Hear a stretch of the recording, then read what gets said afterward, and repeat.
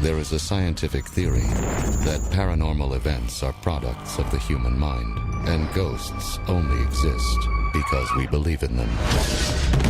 A team of researchers set out to prove this theory and create a supernatural entity with their minds. If we can pull this off, we'll prove that anything supernatural can exist when people believe it. You know, I know that we're going to get complaints, but you just got to say it. Why is my race so stupid when it comes to ghosts? I mean, I wasn't even going to say that, man. To me, this is a movie that I won't even pin on any particular race. Because as much as you go like, man, why do people do the stupidest things in horror movies? This is beyond that. I mean, all right, look, I will admit, when someone goes to me and says, that house over there, that house is haunted, my first thought is, sweet, let's go check it out. That's awesome. Okay. I totally am going to go in because there. You never actually see a haunted house, so you want to see what they're calling a haunted house. And if there's something where like there was, oh my god, there's actually a specter in front of me, I'd be frightened, but I'd think it was a cool experience. But these people in this movie, no. I mean, bad enough that the main character, we find out a little later in the film, actually knows there's already a vengeful and violent spirit flying around. But one of the early on experiences involves like violence being done to their clothes and giant gouges being taken out of the wall. It's not like they can go, we don't have a dog. You know? Yeah. I mean, there's that point where you go, you are really stupid. Get the fuck out of the house. What the hell is wrong with you? This is obviously not a normal ghost situation. I gotta be honest, I just didn't understand the motivation of this movie in as much as, like, I feel like the point of it peaked 10 minutes in. Like, you have the opening with the three people who are doing their Ouija board seance. Yeah. And something definitely appears. Sure. I mean, no question. As we're watching on found footage sort of thing in the beginnings. Yes. It's there's no question. It's not even like, maybe. So later when it comes up and the same guy is involved, I'm like, well, there's no mystery here. There's not like, is it or isn't it? They already show you right off the bat. Yes. There is. So what is the point of people exploring this and looking further or being... Well, as several people have pointed out, this film, The Apparition, the trailer actually reveals very salient plot points that are never discussed at all in the film, which is namely that these people aren't just having a regular seance. They're trying to summon up a thought form in the sense of, like, not a real ghost. Like, they're trying to sort of divine one in their minds and then make it happen from that. Okay. That's never discussed in the film itself. Right. The trailer gives you more exposition than the movie does. Yeah. Right? And so the idea being that makes that frightening is like, oh, well, where the fuck did this thing come from then if it's not the spirit of a dead person? Okay, I missed the trailer. Which would have helped a lot, right? Yeah. In knowing why you're supposed to be scared. The other important salient detail here is that in this experiment, they've used some sort of... or at least the second experiment, because we see the first experiment from 1973 that seemed to work or whatever, but that's all we see. And then we see the second experiment that's modern day, but a little bit before the movies start, where it's a bunch of younger people who've got some sort of electrical amplifying thing that they're like, what does that do? Don't worry about it. Point of it is that instead of just the three of us here concentrating on the spirit, it's as if there was 400 of us. And I'm like, that sounds like science. So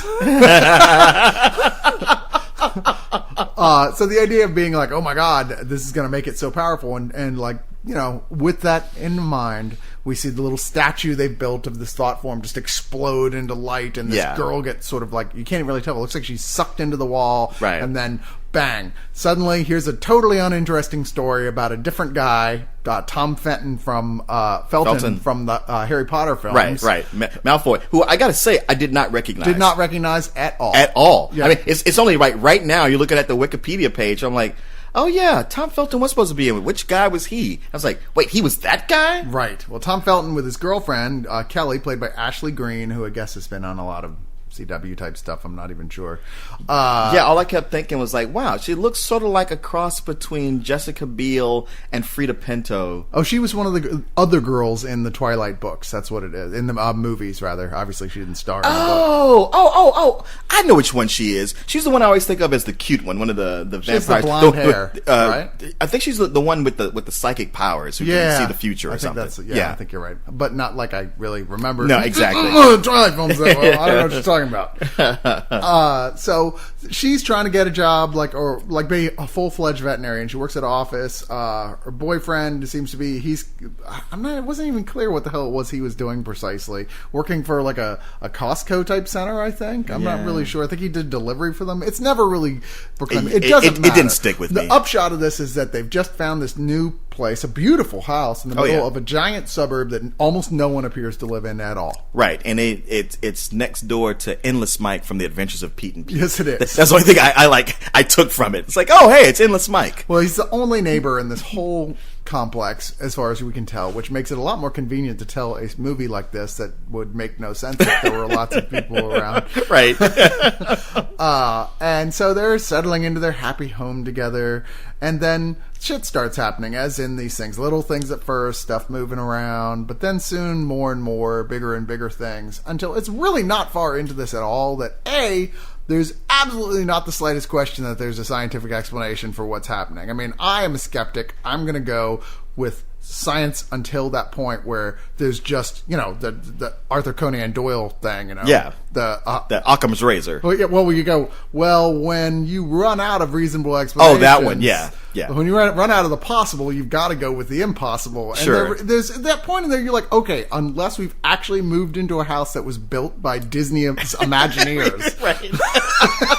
There's shit happened, but yet they keep going, okay, all right, we need to calm down. Obviously, it was some sort of weather phenomenon. Oh, yeah, all the crazy shit happens to them, and there's never that we gotta get, it's always that, okay, yeah, let's just settle down and go back in. I mean, I guess there is one point, because there's a point where Ashley Greene is running out of the house in a baby doll nightie and bikini panties. And as much as I appreciated that, yeah, the visuals, and the fact that, like, hey, here's somebody who's like, who has that self-preservation gene, which is like, fuck everything else, I gotta get out of here. I do go, wait, the filmmakers did this on purpose. Well, yeah. This is just to give us this eye candy. And she's quickly stopping, like, hey, where you going? Settle down. Let's go back in the house. Like,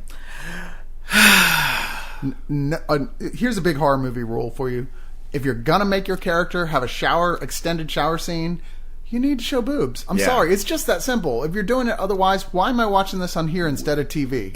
I don't understand. What's the point? And honestly, this is less violent and less sexy than anything you'd see on the show Supernatural or something like that. It's just, okay, why would I go see this in the theater for that extra thing? There is no extra thing here at all. There's nothing. Even worse, the boyfriend, as we find out, has been getting calls constantly and emails from his partner, who he worked with before on this whole summoning thing, who is saying, get out of the house, you're in danger, you're in huge danger, like, in all caps. All caps. I mean, don't mess around with it when white people type in all caps. We're not kidding. It's serious business. So, and you go, well, why should I have any sympathy for you at all? You're a moron. Yeah. You obviously believe in this stuff. I mean, there's no doubt to this guy. There's no way. That this character knows there's no question that something totally dark and evil from a supernatural dimension is in our world, because he saw that shit firsthand with the kind of proof that there's just no coming back from. Yeah. And the whole movie wants us to think that he goes through 3/4 of it going, maybe it's something else. I mean, all the other people I work with got killed that night, but I'm thinking maybe we just read it wrong. Yeah, I don't know. I mean, it's the biggest problem what we have here, aside from, like I said, what I said with the lack of any sort of extra oomph to make it a movie over just a cheap episode of a horror themed television series, or no sort of sense of reason or critical thinking about it at all. I mean, even for those who can swallow a lot of bullshit in these horror movies with the way characters act, this is extra special. A+ for lack of effort on that level. But I will say this, it's so utterly absurd that I actually laughed through most of it in kind of a pleasurable way. I'm glad you found that angle on it, because I just felt irritated that it was wasting my time. Yeah. Just such an utter waste of time. It was like, I mean, like, even it made me even think back to the first Paranormal Activity, where I was like, why don't they try to leave the house? And it was like, okay, they had that one medium who said, like, oh, it doesn't matter if you leave the house, it's going to follow you. And I was like, whatever. But here, they don't even have that. Yeah. And the thing, I just kept feeling like I was watching, it was like I felt like I was watching a Paranormal Activity movie, except they couldn't figure out the found footage formula, so they just shot it the regular way. But the same kind of like $12,000 budget, which I was recording a Coco today and found out that the budget on this was $17 million, and I was like, I don't understand where that money could have gone, because there's nothing spent on this. Tom Felton's like, I was in Harry Potter, bitch. That had to be it. That had to be it. That had to be it, because they didn't do much advertising. It's not in that many theaters. It was only in 2 theaters here in town, both far on the north side. It's largely just that they tore up a house, I think is what the budget was. Because they do. I mean, they thrashed the fuck out of that house. But that house would not have been worth even $2 million. It's on a backlot somewhere. Yeah. I just, man, I couldn't find anything to like about this movie. It was just like, wow, why does this even exist? I mean, I guess the whole thing is like, hey, if you make a horror movie cheap enough and you get a few people in, you'll make some money. But I'm like, I do think you got to put more effort in than this right here. Yeah, I can't believe that this wasn't made for more like $2 million, because it certainly seems like that's about what I'm like. I'm not seeing any more money than that in this, and. Yeah, the only thing I can think of is 2 words for you: money laundering. That's the only. I know. That's what I kept thinking too. I don't understand. They were not even trying to get a wide release for it, right? You know, they went out of their way to not get a wide release for it. It's almost like we have to lose money on something, and this has to be the one. It's like, well, we were able to get it together for $1.5 million. It's like, all right, then we'll spend it on advertising. Yeah. But not really. Once again, though, I will say that as much as this is not a bit of it is scary or makes sense, there just was a point that it was cracking me up with how incompetent it was. And there was one scene that was funny just because of how weird it was. Like, what the fuck was that even supposed to be? Where, like, they go upstairs for a second and come down, and all their furniture and even the fireplace, it's all bent and weird, like something out of, like, the Salvador Dali museum. Right. Like, why would that be that?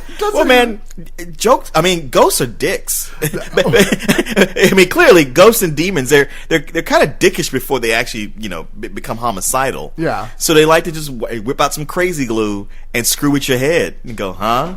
Well, see what I did? Traditionally, they are. I mean, I always think back to the classic scene in Poltergeist. The girl turns away for a minute, turns back, and the chairs are all perfectly stacked. Yeah. I mean, dick move, to be sure, but points for style.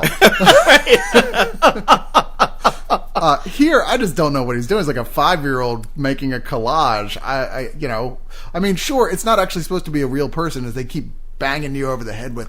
It's not even from here. There's a limbo realm where darker things than humanity exist. How do you know that? Exactly. Where'd that even come from? Yeah, it's not like you got this ritual from some ancient book and you could go back and get it for research. I mean, it's supposed to be one of those, this is what happens when science goes too far type themes. And don't tell us, show us.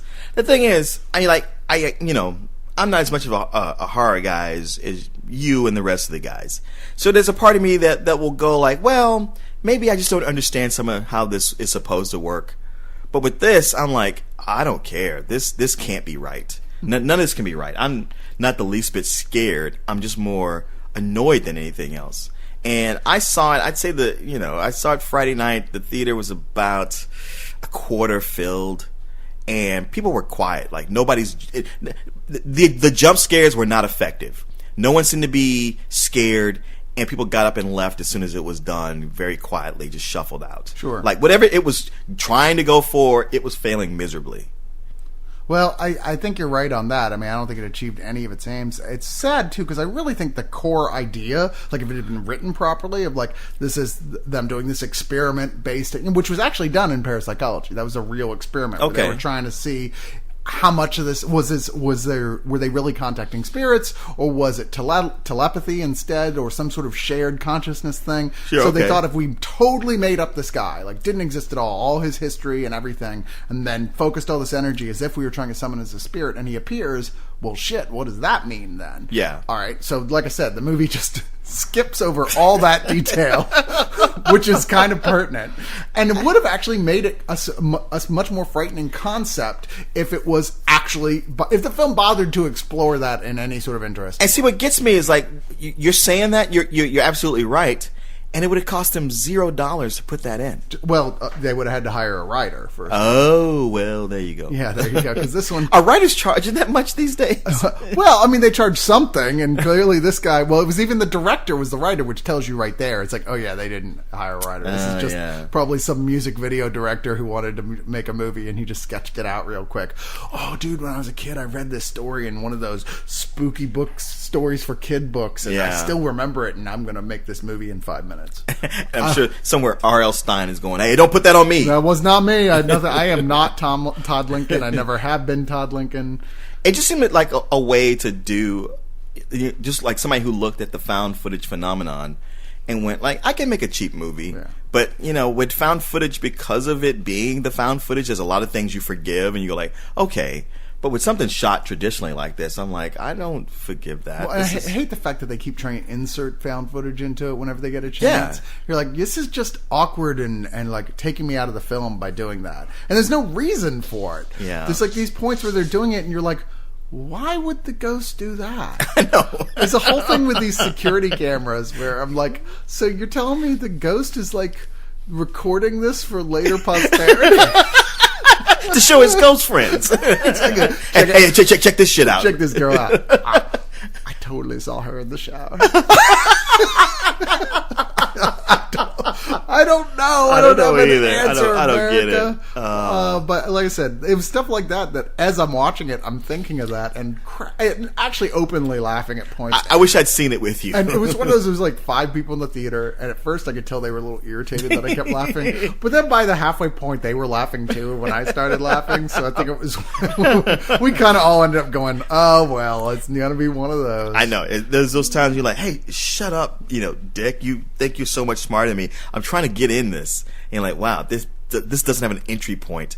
Maybe I'll go back to that guy. He seems to be enjoying himself on some level. So, based entirely on that minor bit of enjoyment that I had to add to the film, thank you very much. That was, because believe me, this is not one of these films where they were winking at you and going, this is not one of those. Those films are out there, to be sure, and sometimes they work, sometimes they don't. They really thought this film was scary. It is not scary at all. But based on the fact that it at least gave me a few chuckles, I'm going to give this a low rental, which, believe me, is being kind. I'll say. I saw that Rotten Tomatoes gave this a 0%. 0%. Which I got to say, I think they're being generous on. Bum, bum, bum. This, on top of like just being a failure on everything, it just doesn't even try that hard. It's like, it's one thing to try, like I can give something points if it really tried and it just didn't have the talent, the gumption to actually pull it off. But it didn't even try, and it couldn't make that. There's a part of me that goes like, yeah, but that Ashley Greene, she's pretty hot. But I'm sorry, this is a fuck you. Wow, me. really? It really is. Like unquestionably, it's a fuck you. I just came out of it like, that was a colossal waste of my time.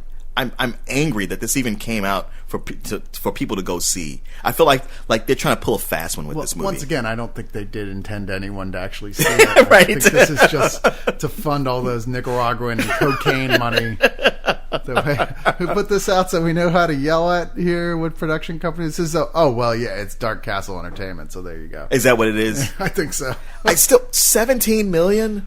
Jesus Christ! If that went into this, like I said, it cost no more than $2 million to make this film. I'm sorry. Yeah. The rest of it had to have gone to the actors. In which case, I'm like, wow, good for you. You pulled a fast one on this studio. Yeah, no kidding. Although, how they're going to make that $17 million back is anybody's question. Selling the coke there. Okay, there you go.